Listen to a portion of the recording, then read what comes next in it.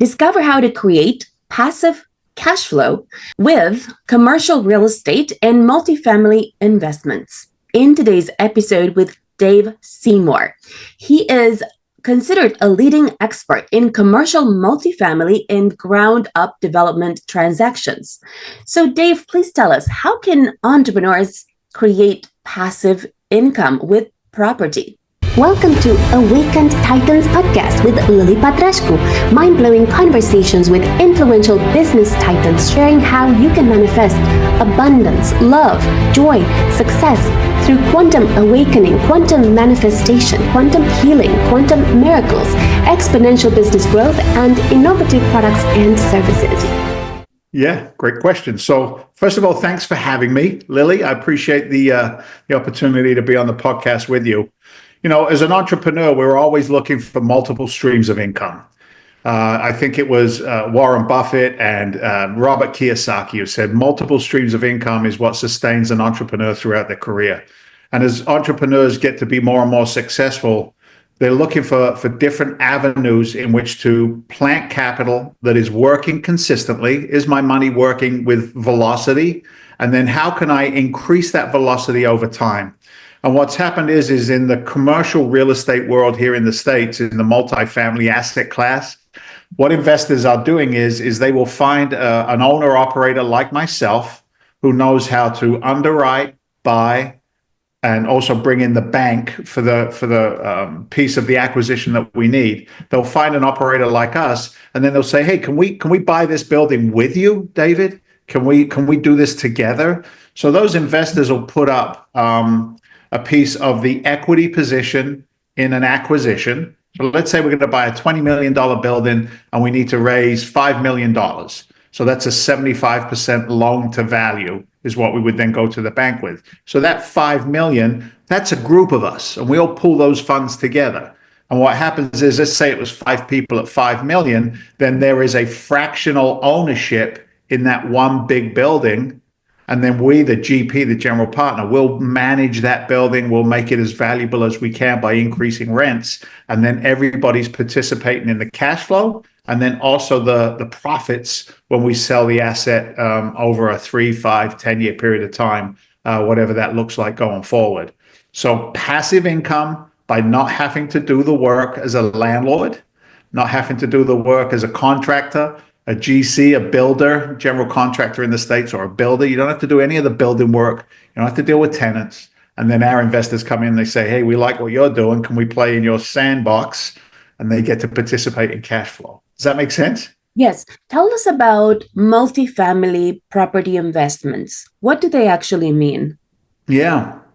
So in the example I just gave you, let's use that so we've got some consistency and clarity all the way through. Let's say we have a 100-unit apartment complex. So what that basically means is all 100 flats, as we would call them back home in the UK, right? The 100 flats, they're all under maybe one roof, okay? And they're all on one deed. So multifamily investing then says, okay, I've got this 100-unit property. I can buy it for $20 million. And then what we do as operators of buying these assets, we'll go to our investor pool, we'll raise $5 million, we'll go to the bank, we'll get the other $15 million. Then what happens is we will work the property. And what I mean by that is, let's say out of 100 units, only 80 of them were occupied. Well, that's 20 vacant properties. And if you're an investor in the UK and you do lets, you buy a flat and you let it out, if that tenant moves out of one flat, then you've lost all of your income on that flat, but you still have to pay the expenses, right? So when we go to the economies of scale in multifamily assets, I've got 20 empty units in this property. If I can bring all of those units online, if I can get good property managers in there, now my property managers increase the income on the property. So what happens is there's a formula that we use for capitalization rates and what's called net operating income, and that determines valuation of a commercial real estate deal. So the more money that we bring in and the less money that we spend in expenses increases the value of the building. And that's where the magic happens. So if I lease up those 20 units that were vacant, I raise the rents over time, I decrease the expenses. I can, in a very short period of time, in this varied example, take 100 units for 20 million, and in 3 years later, that 100 units could be, depending on what's going on in the market, 23 million, 25 million. And then if we choose to sell, now let's say we all put 5 million in, right, a million a piece, and we make another 5 million on the back end. Well, I've now doubled my money over a 5-year, 3-year, 7-year period of time. That's the magic of commercial real estate and passive investing. Thank you. Now, in this example that you gave, would you say that, let's say if you had 100 units that you owned as a group, do you assign, let's say, a certain number of units to a particular investor? Or is it that you calculate overall what the loss and the profit was, and then you share it out to the investors? Yeah, great question. So what happens is here in the States, we will have a limited liability company. It's called an LLC. That company then consists of us, the GP, the general partner, and our investors, LP limited partners. Those limited partners then own a fractional ownership in whatever that LLC owns. So we only put one building in the LLC. And what that does for us is that fractional capital in, fractional profits back out. And because we're keeping this example nice and easy, let's say we all put in $1 million. I put in $1 million, 4 investors put in $1 million. So now we've got 20%, right? We've got 20% ownership in the company that owns the asset.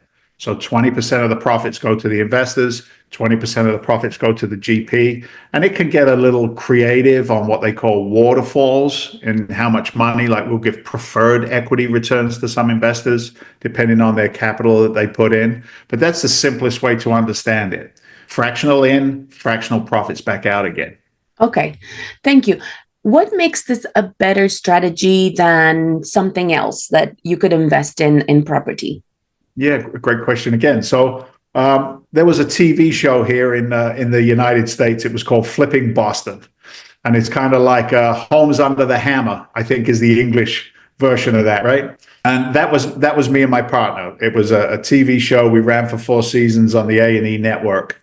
And they followed me and my partner around as we were flipping houses, buying properties, fixing them up, and then selling them, hopefully for a profit every time. Now, your question was, what makes this better than that? I don't ever want to disparage any other investment strategy, but one is truly passive and the other is a job, right? If you don't buy a property, fix that property and sell that property for profit, you're out of business. It's a job. You're just trading time for money. Yes, it can be lucrative, but at the end of the day, we know the challenges we meet in single family real estate investing. I like the idea of offering investors the opportunity where we do 100% of the work and they take a large piece of the profits with us, right? So that's what I think is one of the massive upsides to it, is the fact that it's truly a passive opportunity. If an investor comes into any of our deals, Lily, I don't care what they think about paint colors. I don't care what they think about design features.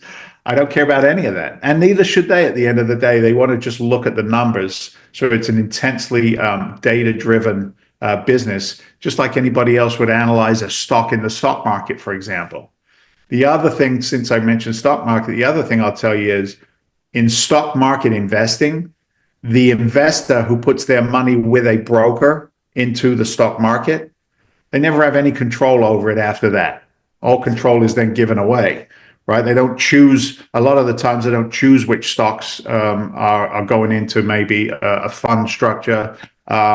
It's the broker who's buying and selling those investments. And there's a lot of fees that can eat into that as well. And when you dive deeper into, the fee structure in commercial real estate in comparison to the fee structure that's paid to a stockbroker, some people say, hey, I like the idea of, I say sticks and bricks, right? Tangible assets that I can grab a hold of and put my hands on.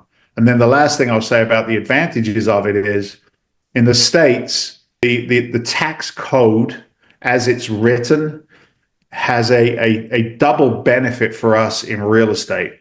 First of all, we have the benefit of what's called depreciation, where it's reducing the value of the property, and we get a tax write-off for that depreciation in value. But at the same time as that, we also get a lot of incentives for being business owners, for having employees. So when you start looking at the tax benefits of commercial real estate, it can be exceptionally attractive, especially for high net worth individuals. You know, there comes a point where you cross this line between earning money and making money to, okay, how do I pay less in taxes and hold on to my money? Love him or hate him, Donald Trump is a master at playing the tax game here in the United States. He understands the laws and uses them for his benefit as a business owner. So that's something that's really attractive about what we do for investors as well. Thank you. Are there any guarantees that property investors could have a good return on their investment? And if not, what did you put in place to kind of de-risk the property investment? Yeah, good questions again. So risk-adjusted deal flow is critical in my business. So what does risk-adjusted mean? I said earlier that we're strongly data-driven. So it really is, are there enough people in the area to rent the properties?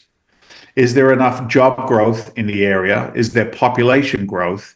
Is it an investor-friendly marketplace? Is the supply and demand intact? Are there more units coming into the market, right? Is there a lot of building going on around you so that if you have a unit, you know, you don't have enough tenants to fill it? So we have a strong data process that we follow before we even start looking at a single asset and say, okay, let's run the numbers on this deal. I want to know that rents in the market, the rental income is going up. And if it's not going up, I want to see it stabilized. I don't want to be in a market that's destabilizing, rents are going down. I also want to look at the demographic and the makeup of my rental community. Is it a higher income area? Is it a lower income area? Do we have crime challenges? Do we have, overpriced rents? I want to be in what we call the mixed middle, which is where the majority of renters are looking for assets.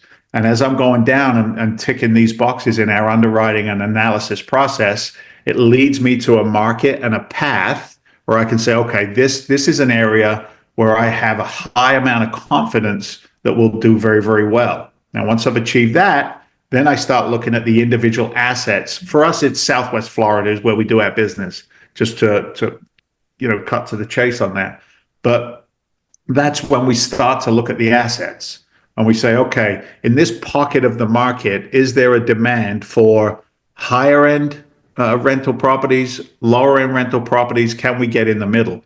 And when we start to see where the arrows are pointing favorably for us, we then go in and negotiate the very best price that we can, obviously.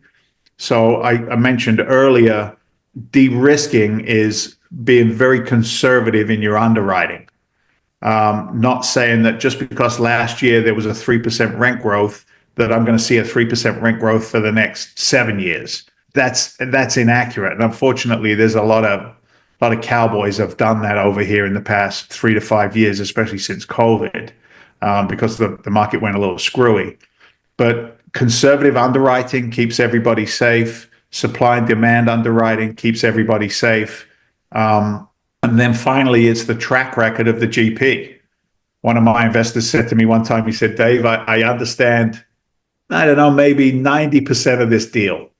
He said, but at the end of the day, I'm betting on the jockey, not on the horse.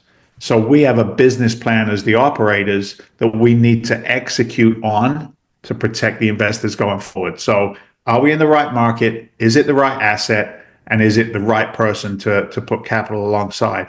And if an investor can look at those three areas and it makes sense, then that's where we go from there. So thank you. For entrepreneurs wanting to get started to create passive cash flow with commercial real estate and multifamily investments, where would you suggest they start?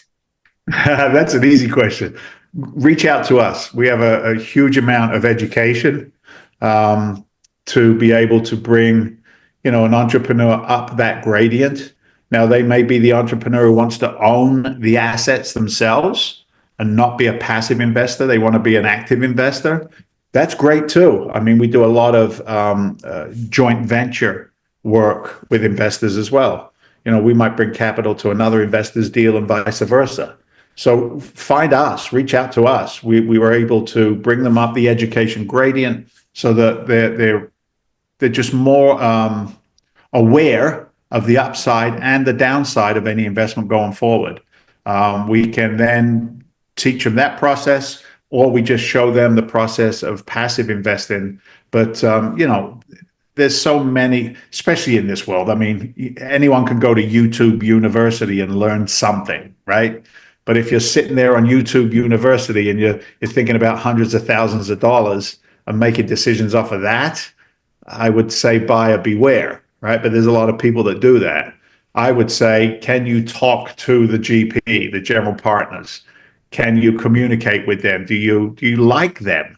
The people who invest with us, we got to have a good rapport. So it's relationship driven from the very beginning. And I'll end the answer to that question with this: an educated investor always makes a better partner, because that's what it ends up being in the end, is a partnership. Thank you. In this example that you gave with the 100 units, there's no autonomous decision making. So let's say that someone was to buy the equivalent proportion of 10 units. They would have no actual decision making in terms of, okay, what do they want to do with those 10 Correct. units? They would have to submit to the general whatever has been agreed partnership to do with the entire project, right? Yeah, for sure. See, here's the challenge with it. If somebody has to be hands-on, those people, they're micromanagement type individuals. No, it's not moral. It just is. You either are or are not that kind of personality. Micromanagers, with all the love in the world, are not welcome. Egos are not welcome. Like somebody who thinks they're going to come in and override 40 plus years of experience in our company at the executive level, they're not welcome. I love you, but you got to go, because you're trouble. You're not aligned, right? So, to get clarity to your example, out of 100 units, there isn't one investor who owns 10 of those units. Out of 100 units, there's 5 investors, and we all own 100 units together. So the tide rises together and the tide goes down together. However, we're driving the boat, right? We're the captain of the ship, which is why, again, I could call it boxing out the corners. Risk management is who are you doing business with, and does the deal make sense? Thank you. What's your differentiator point among multifamily investments of other type? Of real estate or investments in general?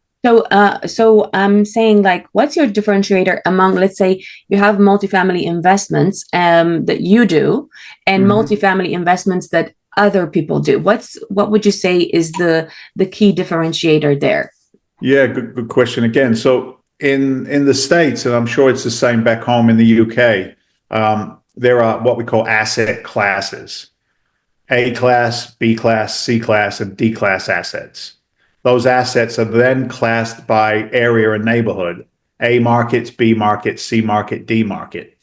A is good, D is more challenging, right? So the differentiator is in a market, for example, where you've got a C class asset, we'll say it's 100 units that needs a lot of work. It's only got a 50% occupancy, right? The differentiator in that marketplace is it's heavy on the lift, it's heavy on the work, it's heavy on the builder, it's heavy on the property managers. There's a lot more work to it. But investors who invest in those kinds of assets, they'll expect a higher return on their investment, right? So maybe the example we used, a nice B neighborhood, B asset, not the high price, not the low price, the nice in the middle where we like to invest. An investor in that deal would say, hey, I'd like to target a 2.5 to 3 equity multiple. What does that mean? If they put up $1 million, at the end of the investment, cash flow, as well as profits at time of sale, they'll get their $1 million back plus $2 million. That's a 3x. That's a 3 equity multiple. And those are achievable in the marketplace. Now, somebody who's investing in a tougher neighborhood, tougher property, a lot more work, not great on its occupancy. They might look at it and say, okay, I'll put $1 million at, but I want a 4x. All right, I want to see a business plan so that I get my million back plus 3 million in 4 or 5 years. So it all depends on the market, the challenges in the market, and what the business plan is to overcome that challenge, and that'll differentiate between an A-class asset, for example, beautiful condo community in Florida. An investor in there will say, okay, I'm okay with a 0.5 equity multiple. Put my million in. At the end of 3 years, I get my million back plus 500,000. So they'll say, I still think that's a good investment. It's de-risked because it's a higher price point. It's got, one would suggest, a more affluent tenant base, maybe not so much heavy on the property management. So those are the differentiators. What the expectation is for the investor based on the asset class. Thank you. So do you buy existing buildings or do you build them? Both. We'll do both. So if I'm in a market that's got a really, really strong demand and the assets are asking too much for existing, I'll go out and build them instead. Because if I can build cheap enough, then I can fit into that market to be able to meet the demand cycle. Thank you.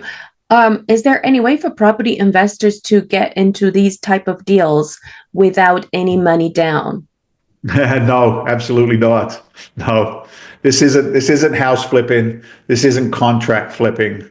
And I get it. The conversation we're having is a capital intensive, elevated conversation, a high net worth family office conversation. Now, I don't want to exclude everybody else. So what I'll say the same to you that was said to me, newer investor, was get educated, get out there, learn, make friends, network. Your time will come if this is the journey that you want to go down as an investor. But the no money down strategies that are used frequently here in the States, it's a little different when they're $5 million, $20 million, $3 million contracts. People don't loosely sign those without some kind of documentation to support the offers. Thank you. What's the minimum investment to start doing multifamily investments? Yeah, it depends on the minimum investments. Average around 100,000. We'll go up to $1 million. We've gone over $1 million. The lower investment capital is probably around 50,000. Anything much lower than that, it's not a good quality investor that's coming into the deal. The least amount of money put in makes the most amount of noise, which is kind of interesting, right? It just shows the understanding that somebody has. If they're investing 2 million, they understand the investment, they understand us as the operator, and it's a smoother journey than if we're taking 25,000, for example.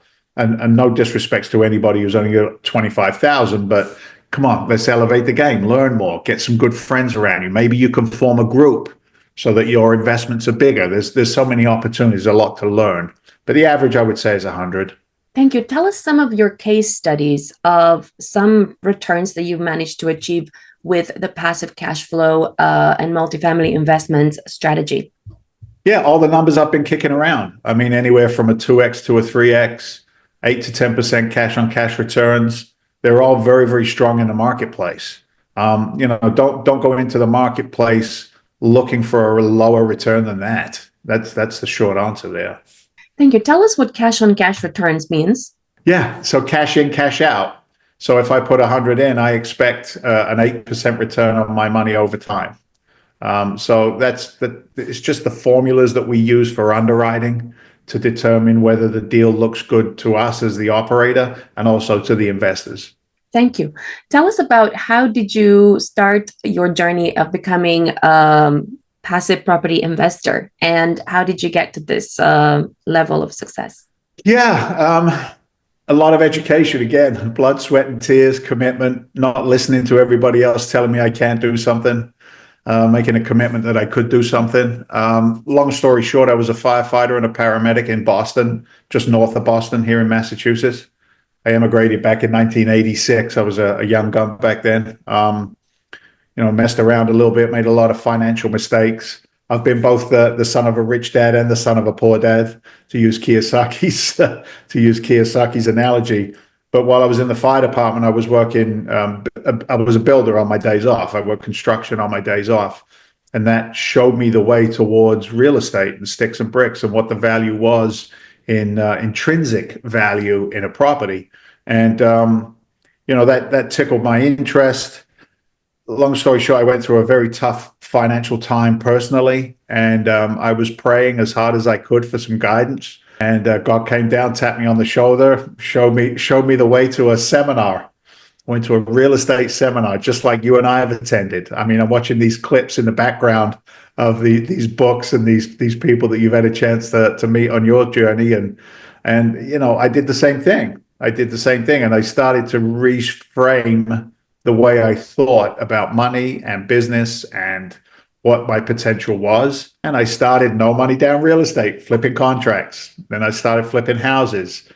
Then during the financial crash, when real estate lost in some areas 70% of its value, I learned how to do a strategy here in the States called short sailing, which is shorting the sale on the mortgages owned on properties, so that investors or homeowners could walk away with a modicum of safety. I became really, really good at that, and I became recognized for that. Then the TV show came along. That brought some great, attention and recognition. I always try to keep my feet on the ground. I try not to feed into the ego that can come with recognition and success. Transitioned. I say transition. I'll still do any deal if there's money to be made on it, but my focus is on the multifamily. But single family flips, then I became a lender, hard money lender, private money lender on real estate transactions. I owned my own portfolio of smaller flats, three flats in one building, 6 flats in one building, sold those for a profit, and then transitioned into the bigger deals that we're doing today. So I get bored after about 7 to 10 years and reinvent myself and start doing the next big thing in front of us. Thank you. What are your 10 commandments for multifamily property investments? 10. Wow. That's a lot. Educate, don't speculate. Commandment number 1. Network and find the right people to do the business with. I would say building out what we call a power team in the States. So that's your attorney, that's your broker, that's your realtor, that's your contractors, that's your financiers. Really get strong in those areas. So what are we up to? 1, 2, 3. I would say 4 is fine-tuning your analysis skills, being really, really good at knowing which markets to invest in. 2, 3, 4, 5, 6. I've never been asked to put 10. It's like I walk through it every single day. 6 would be making offers, and a lot of people don't do that. They'll get extremely educated and then not do anything, right? They won't make the offer. They won't suggest a price. And I think that's usually based off of fear. But if they can make those offers, they'll learn some mistakes in their offering process and get educated in actually trying to do the business as well. Number 7, I would say, is finding if you've never done this deal before, if you've never tried to be a property owner at this level, finding an alliance, a JV partnership. If somebody came to me and they said, "Hey, Dave, I know how to analyze, I know the markets. If I can bring a really good deal to the table, is there an opportunity to partner on that?" If the deal's the deal, then yeah, absolutely. So good JV, joint venture partnerships. 8, understand that tenants, the people who pay our rents, are human beings, and they need to be respected. They need to be loved. They need to be cared for. That's who we serve. We serve the tenants and we serve the investors. So understand the power of good property management and tenant services. Number 9, the investors, make great partnerships with investors. Understand what they're trying to achieve and do everything in your power to achieve that. At the end of the day, my job is to be a steward of other people's capital. And then number 10, don't forget to love God and your family. I mean, this is business. This isn't life or death. Be there for your family. And if you have faith, lean into it hard, because there's going to be tough days in this business, just like there are raucous days where everything is great. But, having that firm home foundation around you, actually, that's number one. So whatever I had for number 9, let's just swap those two around. Thank you. What are the biggest mistakes property investors make when investing in multifamily investments? Yeah, aggressive underwriting, putting imaginary numbers in there that aren't based in common sense. So there's so many examples, but I'll stay again with the rent increase example. Remember I said earlier, the property is more valuable based on the amount of money that it brings in. So I don't want to get too confusing on it, but I'll make it simple. In our business, properties are valued on what's called a capitalization rate. And think of it like a percentage rate of return. So for an example, I'll say a 5 cap or a 5% return is the number that we'll use for the example. Well, for every $1 I increase rent, and for every $1 I decrease expenses, I increase the value of the property by $2. That's it. That's the simplest way to understand it. So what a lot of investors do who don't understand the business is they'll go out and they'll project into the future that I'm going to raise rents $100 every year for the next 3 years, whatever that is. So think again about what I just said. Now they're saying it's going to be worth 15,000 a unit, right? If you're using that math again. Well, if you've got 100 units, that's 1.5 million. Well, maybe you were a little aggressive, right? Maybe it isn't going up 100 every year, year over year. So being overly aggressive is a big mistake that a lot of investors make. And again, I said it earlier, stay conservative, and you'll do well. Thank you. What are some routines and habits and tools or apps that property investors need to use to manage multifamily investments? Yeah, look, to manage the multifamily investments, we turn over to our third party for that. So I'm not, I manage the manager. So I'm not in any day-to-day operation rather than oversight. But there's a number of different, there's Builder Trend is what we use for construction, which tracks construction spending and also scheduling. There's a multitude of property management softwares out there. I'm not going to be able to ream them off. I would just Google that and say, okay, let me take a look. Is there a free trial that I can use to see if it's user friendly? You have to be able to analyze properties well. So there's a number of ways of doing that here in the States. We use Crexi, CREXI, which is a multifamily listing service. The other one is LoopNet. Those are the two big ones. There's some commercial real estate in brokerage softwares out there as well that can give you some really good data. Again, it's all data driven. So where you get that data from is critical. We don't use like free data services. We invest in our data. What's the name of the company we're using right now? I'm in a brain freeze. I can't remember. Doesn't matter.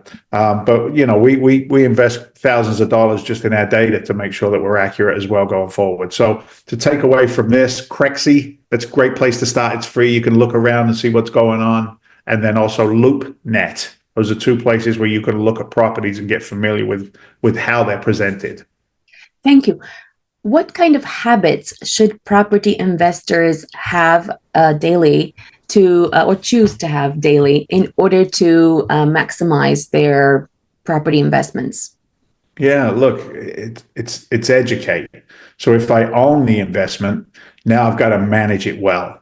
So the daily habits are tracking expenses, tracking income, staying on top of property management, looking for opportunities in the market. Maybe I want to cash out of this property and move equity into another property. So it's really the daily habit of managing a business. And that's, right, I think we can agree that's thousands of different things that we do. But again, delegation and not being, that control freak. Stop it. Delegate. Let trust in the team around you, and those daily habits will bring you some success as well. Thank you. Please tell us where entrepreneurs can find you and your projects. Yeah, sure. If you go to our website, freedomventure.com, go there, take a look around, click on some of the education stuff, and then also Google a YouTube site called Legacy Alliance. Legacy Alliance is the education brand that we've been working on now for about a year and a half. Super excited about the content in there. There's a lot of information around the taxation side. There's a lot of information about global economic challenges, which all filter down to every one of us. So if you go to those two areas, you'll get plenty of content, plenty of us. You can look at the deal flow that we have. Reach out. Let's have a conversation. If you're looking to put capital to work, we can always work it, and we'll see if there's a fit. Thank you. Follow us for more interviews with world's most influential business titans, providing you with the insights to awaken to your full potential, so you can get paid to be yourself, find true happiness, and manifest anything you desire.